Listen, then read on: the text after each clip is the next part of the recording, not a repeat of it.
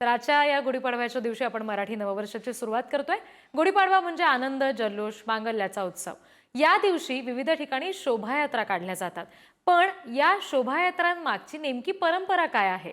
मराठी संस्कृती जपणारी शोभायात्रा कशी असते हे आपण जाणून घेणार आहोत डोंबिवलीच्या श्री गणेश मंदिर संस्थानच्या अध्यक्षा अलका मुतालिक यांच्याकडून। आणि त्यासाठी बघूयात पुढारी न्यूजचा विशेष कार्यक्रम गुढीपाडवा सोहळा मराठमोळा। हा संपूर्ण जो नवीन वर्ष स्वागत यात्रेचा इतिहास आहे हा याच श्री गणेश मंदिरांनी पहिल्यांदा घातला। यंदाचे हे 27वे वर्ष आहे।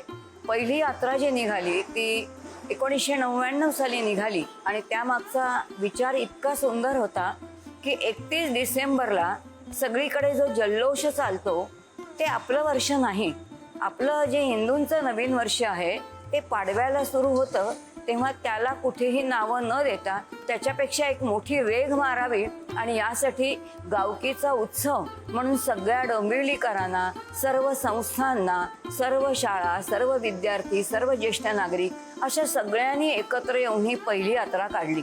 आणि पहिली यात्रा इतकी सुंदर निघाली।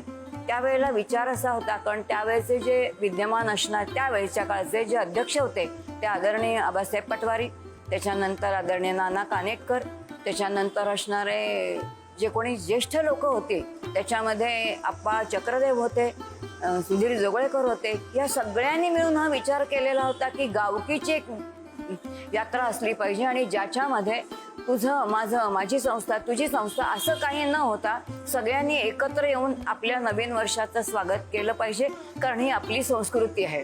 आणि याच्यातून ही जी यात्रा आहे ती यात्रा पहिली निघाली। यावर्षी जी संकल्पना आहे ती म्हणजे आपली संस्कृती आणि आपली संस्कृतीची असणारी समृद्धी।